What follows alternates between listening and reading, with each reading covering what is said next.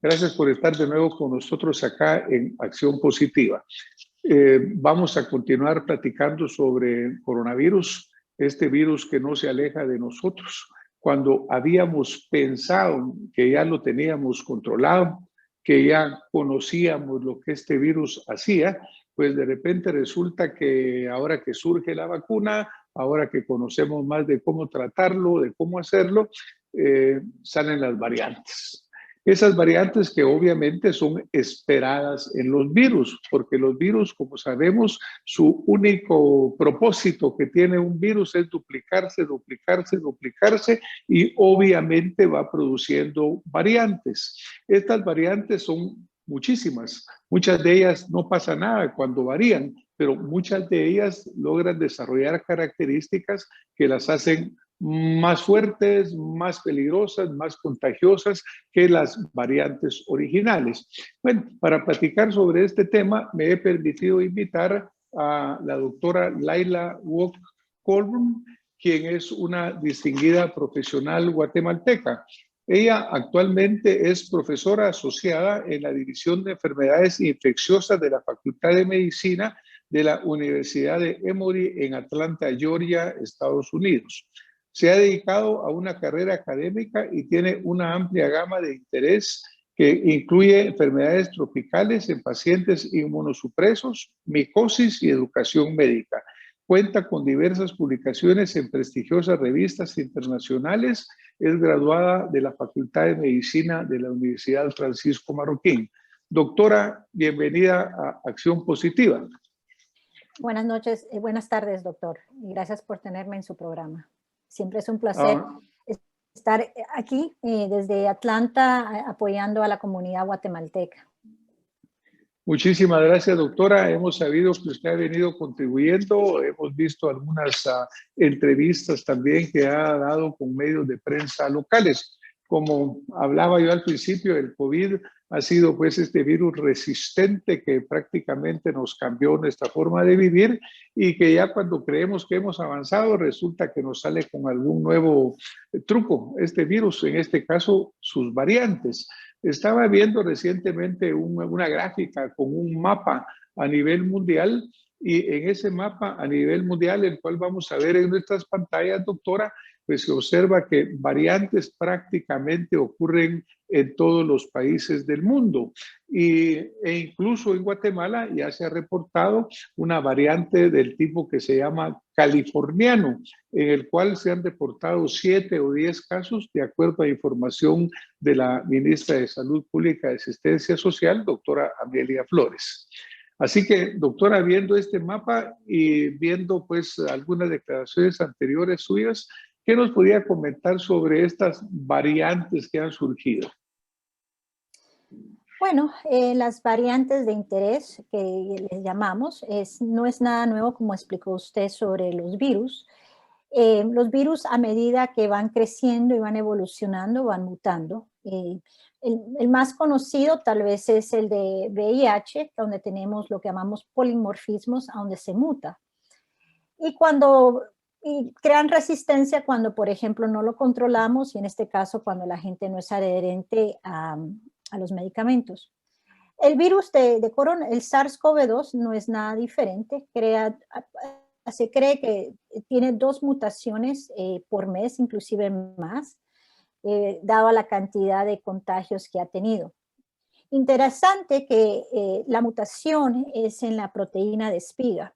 Y la proteína de espiga es la más importante para el virus, por eso ahí se muta, porque es la que se une a los receptores de ASA2, ¿verdad? Y es lo que empieza a crear la cascada inflamatoria de citoquinas y las consecuencias que vemos en la enfermedad de COVID-19. Entonces, en Inglaterra se sacó el primero de las mutaciones, la B1, siempre se me olvidan los nombres, B117, la de Reino Unido, dado que tenían un buen programa de genómica para detectar, y entonces se vio la secuenciación de eso. Sabemos que estas variantes a la hora de cambiar hace que el virus sea más transmisible y puede hacer que tenga una mayor letalidad. De ahí empezamos a oír la mutación 1351, que es la de Sudáfrica, cuando salieron los ensayos de AstraZeneca, de la vacuna de adenovirus con Oxford, y que no era tan potente contra, contra este virus 1351, esta variante de interés. Y después la más común que hemos oído es la P1, que es la que está en Brasil. Dado que se ha empezado a hacer esta secuenciación y tener un mapa genómico y tener varias iniciativas para generarlos, pues sabemos ahora que está la en Guatemala, la variante que viene de California, que es muy parecida a la de Gran Bretaña, a la 117. Tiene sus propias siglas, 1596. Y la mutación es en un aminoácido que llamamos tirosina, que hace que la molécula cambie y haga que el efecto de las vacunas no sea tan eficaz. Muchísimas gracias, doctora. Por ejemplo, cuando se menciona Brasil, recientemente leíamos en las noticias que incluso, bueno, Brasil es el país de Sudamérica y casi el segundo en el mundo después de Estados Unidos que tiene mayor cantidad de casos y también mayor cantidad de fatalidades. Y por ejemplo, pues el Congreso brasileño o el Senado prácticamente lanzó una solicitud de ayuda, un SOS internacional, viendo que no pueden controlar ellos esta cepa y que se puede volver realmente un peligro a nivel mundial, porque pues hemos visto cómo de la Amazonia, en donde nacen dos, el P1 y creo que es el P5, prácticamente han venido apareciendo en muchísimos lugares del mundo. Es decir, se vuelve, doctora, un verdadero problema sanitario mundial. Sí, así es. Lo que nos ha llevado esta pandemia a ver es de que, primero, que el virus puede propagarse muy fácilmente, va a tener una tendencia a mutar o a tener estas variantes para sobrevivir. También sabemos que la única manera de parar esta pandemia son haciendo medidas de intervención no farmacológicas, o sea, el uso de mascarillas, el distanciamiento y el lavado de manos, más la vacunación. El problema de Brasil ha sido que se politizó mucho el virus y no se enforzó realmente la cuarentena o el uso de mascarillas. Pongamos, por ejemplo, qué es lo que ha pasado en Chile. En Chile empezaron con es uno de los países que lleva mejor vacunación en Latinoamérica, pero abrieron sus puertas muy temprano y se quitó la mascarilla muy tempranamente y los números están subiendo. De ahí sabemos de que intentamos usar las dos cosas. A pesar que yo esté vacunada, quiere decir que hasta que lleguemos a esa inmunidad de comunidad y de rebaño, tenemos que seguir usando la protección de mascarillas, el distanciamiento y el lavado de manos, las medidas no farmacológicas. Brasil no llegó a eso y ha creado una alta mutación, o sea, de estas variantes que se sigan propagando. Lo que sabemos es de que la propagación de la P1 igual que la P5 es generalmente 4 a 6 veces mayor y está afectando más a los pacientes debajo de la edad de 40 años. Además, sabemos que es más agresivo. ¿Qué quiere decir? Que si yo me contagio, a veces yo aparezco con síntomas días 5 o 7, puedo estar asintomática leve, pero tal vez un 30% me tocará ser moderado, donde mi saturación baje del 94%. La de Brasil no está pasando. El tiempo entre el contagio y la gravedad se ha cortado. O sea, en vez de tomar 7 a 10 días, está tomando de 3 a 5 días. ¿Qué quiere decir eso? Quiere decir que lo que estamos viendo no solo en Brasil, sino en Venezuela, igual que Paraguay, a donde hay un alto contagio, nuestros hospitales no están abastecidos y el personal de blanco y de salud está cansado y tienen que estar ayudando. Y es mucho más agresivo que estamos. Entonces, lo que hizo el Congreso de Brasil es lanzar, como ellos no tenían suficiente vacuna, tener acceso a una vacunación masiva, además de tratar de mantener al público, ya sea en mascarillas o en cuarentena. como sé que ahora está pasando en Guatemala, que sé que se está hablando de tener una cuarentena o no. Muchas gracias, doctora. Como usted bien indica, pues obviamente Brasil fue un caso particular porque el señor presidente Bolsonaro tenía una posición totalmente contraria e incluso él salía sin mascarilla, invitaba a la gente a salir sin mascarilla. Él mismo tuvo el contagio, no sé si fue él o su hijo. Es decir, obviamente las medidas iniciales como que no respetaron ese uso de la mascarilla, el uso del distanciamiento social, porque como que se minimizó el problema. Ahora, pues en realidad, desafortunadamente, están pagando esa consecuencia en alguna forma. En el caso chileno es bien interesante, doctora, y me gustaría conocer su opinión, porque de los países latinoamericanos, Chile es el país que alcanza el 23% de vacunación de su población, lo cual pues supondría que no tuviera lo que le está pasando, que actualmente el 70% de su población está en un confinamiento de nuevo ante el surgimiento de nuevos casos. Ahí hay un tema interesante, no sé si lo discutimos, es un tema sensible, porque ellos han estado usando vacuna china y la vacuna china ha venido siendo señalado en diferentes medios nacionales e internacionales con que tiene baja efectividad. Incluso reportes de la Organización Mundial de la Salud están hablando que en algunos casos en la primera dosis hay entre un 3 y un 10%. Y Chile usaron mucha vacuna china. ¿Podrá ser esto un factor en el caso chileno? Interesante. Hablando con la doctora Claudia Cortés, que es colega y amiga mía, y es la vicepresidenta de la Sociedad Chilena de Infectología y catedrática en la Universidad Católica, platicábamos de esto. El problema es multifactorial. No es tanto que la vacuna no sea tan efectiva, porque tiene una efectividad de arriba del 50% después de la primera, o sea, de la primera dosis, y aumenta al 80% después de la segunda dosis. Lo que salió de la vacuna china es de que la primera dosis no es tan efectiva como la vemos con AstraZeneca o con la de Sputnik, que alcanza una efectividad de casi del 80% después de la primera dosis.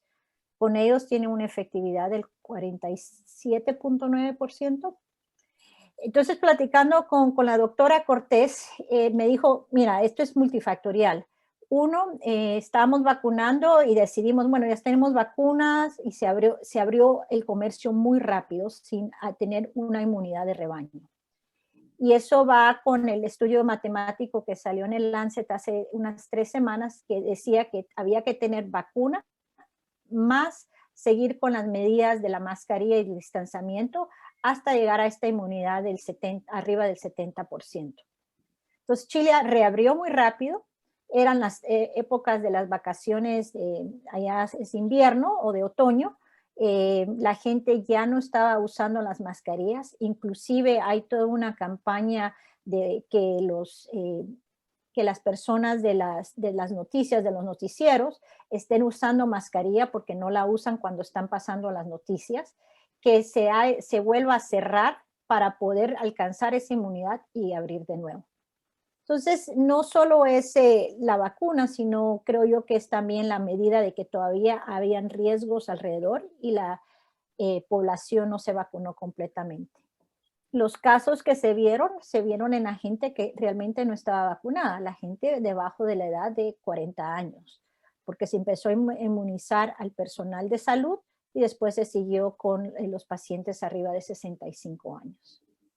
Muchas gracias, doctora. Hay diferentes teorías. Acá, una vez en uno de los programas, el doctor José Cruz mencionaba el hecho de este análisis, ¿no? Porque decía, por ejemplo, se está vacunando a personas, digamos, de 70 años para arriba, que en alguna forma tienen menos exposición. Y, por ejemplo, personas entre los 20, 40 años que están circulando constantemente, pues son en realidad más expuestos a la infección que las personas que podrían no ser, aunque sean más vulnerables. Ahora, en el caso de las vacunas, doctora, por ejemplo, recientemente, ayer o hoy, se está señalando en Estados Unidos que se pide suspender el uso de la Johnson Johnson, que había empezado a utilizarse una sola dosis, porque también está presentando problemas de coagulación, como los que se refieren con la AstraZeneca. Esto lo que hace, pues, es que acorta de nuevo, pues, el número de vacunas disponibles, y eso en Estados Unidos, que es un país que prácticamente, de acuerdo a las predicciones del señor Biden, el presidente, espera llegar a una inmunidad de rebaño por junio o julio, por el ritmo de vacunación que tienen. Imagínense en nuestros países en los cuales, por ejemplo, en Guatemala ni el 0.25%, siendo Panamá el que más adelante esté en vacunación en Centroamérica. Pero ¿cómo visualiza usted la escasez de vacunas realmente ante la necesidad de alcanzar una inmunidad, la cual se ve muy lejana a cómo estamos a este ritmo?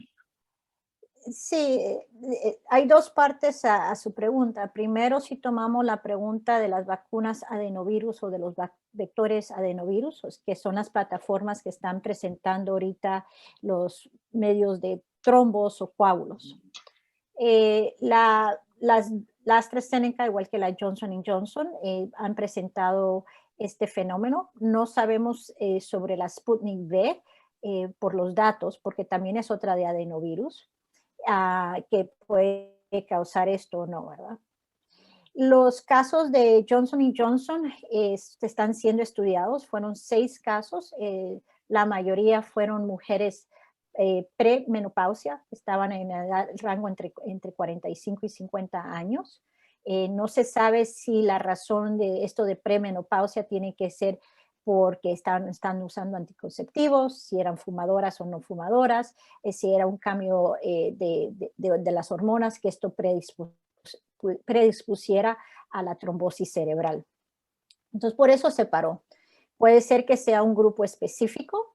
Lo otro que hemos platicado, hoy estábamos platicando con la doctora Paulina Rebolledo y Valeria Cantos, que hacen los estudios acá en Emory de las vacunas, es de que si hay un componente genético o fenotípico para que esté creando estos trombos. Y estas son preguntas. Los estamos viendo más porque hemos vacunado más de 100 millones de habitantes. O sea, en el mundo ya llevamos más de 250 millones. Y eso es lo que esperamos nosotros ver en la parte fase 4 cuando sacamos una vacuna que se vea, ¿verdad? Todavía vienen siendo muy bajos los casos de trombo. Entonces, veremos cómo estamos en pausa. Ahora, ¿cómo eso va a afectar a cuánta vacuna hay? Realmente va a ser un gran problema porque la ARN mensajero, la Pfizer y la Moderna, toma mucho más dinero de producirla y, por ejemplo, la Pfizer solo está produciendo como 50 millones al año de vacunas que no van a ser suficientes, ¿verdad? Entonces hay que averiguar a dónde están los trombos. Y lo otro es de que con las noticias de la China, que es la Coronavac, que es de un virus atenuado o inactivo, que tiene un poco menos de eficacia después de la primera dosis, pero todavía llega al más del 70% en la segunda dosis, que sí se puede usar y no sabemos los efectos secundarios. De esas solo tenemos fase 2, los estudios que salieron en el Lancet a mediados de enero. Lo que crea es de que va a haber una escasez de vacunas y eso va a hacer que esta pandemia dure más. Por eso es necesario continuar con las medidas no farmacológicas. Quiere decir mascarillas, el distanciamiento, el lavado de manos, no hacer reuniones más de 10 personas, realmente volver a lo que estábamos casi un año, tal vez no tan estricto, pero continuar con esas medidas. Se calcula que esta pandemia todavía tiene por lo menos 2 años más. O sea, viendo cómo estamos en el mundo en este momento, estamos viendo que la pandemia no se va a acabar hasta el 2023. Doctora, las primeras pruebas que se hicieron pues, de vacuna, más o menos llevan 7 meses de que se empezaron a hacer estos estudios ya clínicos. No se conoce en realidad, o una de las preguntas que hay es, ¿cuánto tiempo dura la inmunidad que produce la vacuna. ¿Tiene usted alguna figura que nos pudiera compartir? Porque de acuerdo a los estudios más adelantados, pues la gente que se vacunó lleva 7 meses, es lo que sabemos que siguen manteniendo. Pero ¿será que esta vacuna va a tener 6 meses, un año? ¿Cuánto tiempo irá a proporcionar inmunidad? Sí, realmente son más de 7 meses. La primera persona se empezó a vacunar en abril del año pasado. Sabemos que esa persona, los voluntarios que les ofrecieron la Moderna en parte del estudio de vacunas acá de la operación Warp Speed, siguen con inmunidad. Sabemos que al menos es un año. Lo que sí sabemos por las nuevas variantes de interés que va a haber es que en los próximos 6 a 2 años vamos a necesitar un booster.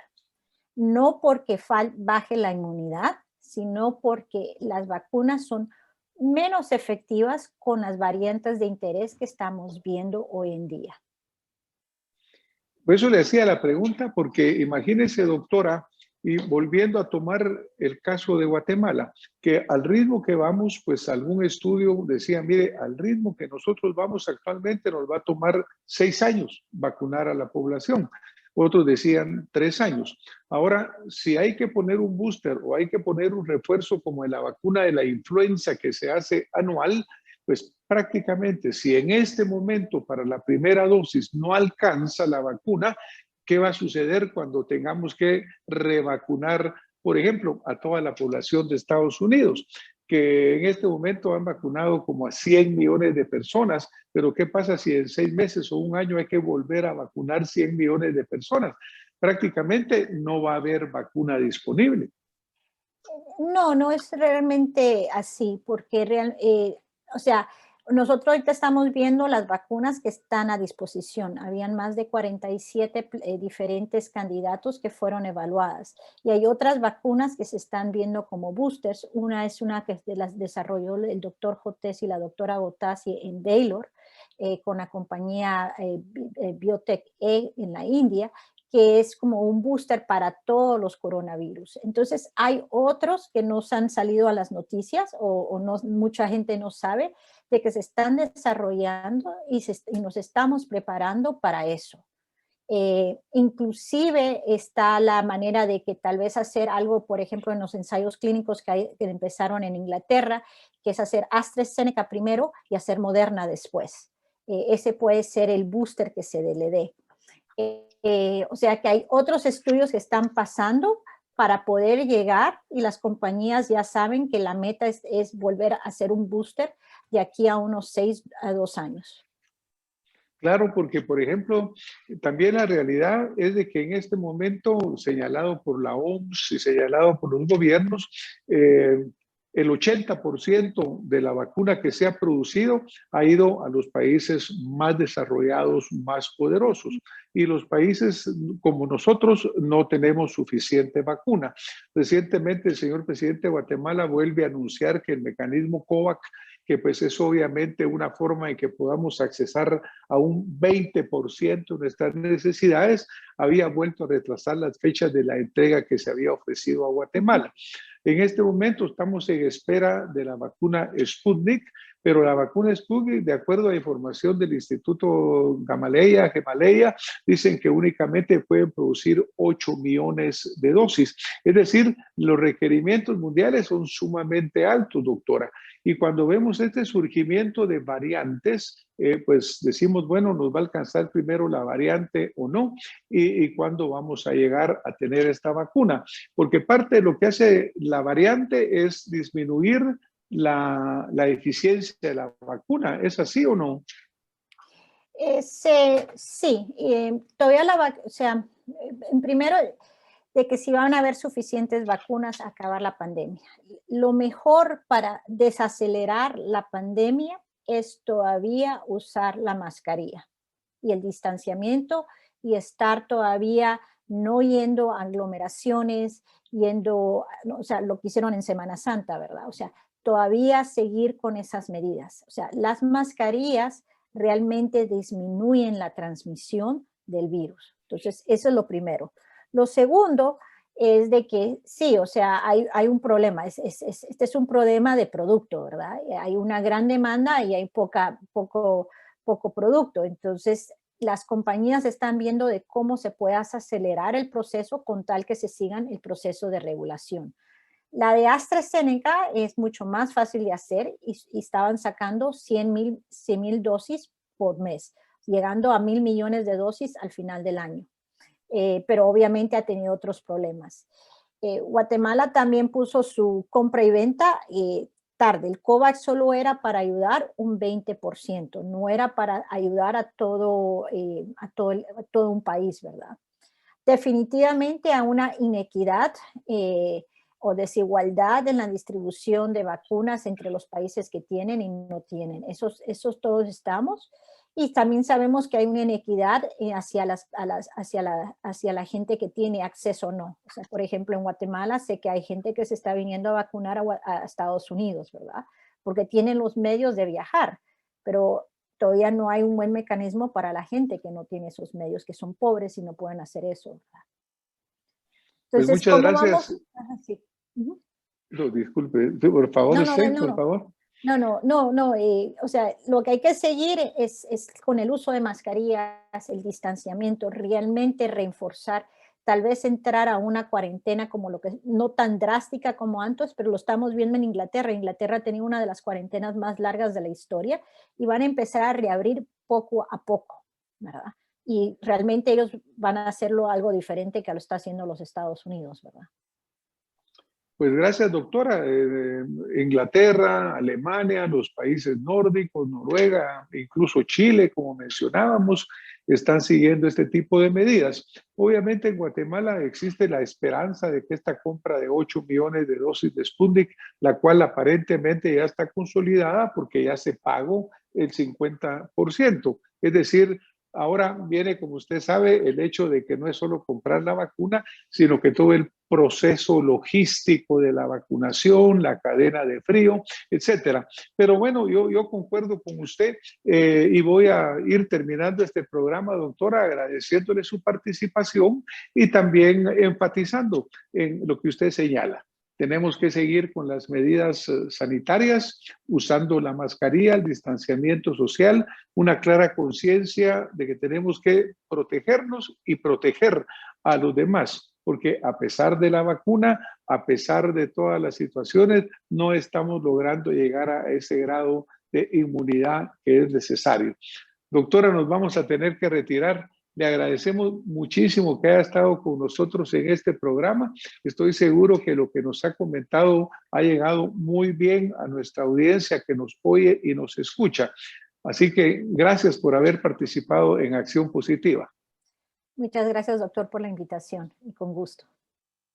Bueno, que pasen todos muy buena noche. Les agradecemos habernos acompañado y por favor a poner mucha atención a los consejos que hoy hemos recibido de la doctora, quien tiene un alto grado de conocimiento en el tema y pues yo creo que todos coincidimos en que tenemos que cuidarnos y cuidar a nuestros semejantes. Buenas noches, nos vemos la próxima semana con más Acción Positiva. Muchas gracias.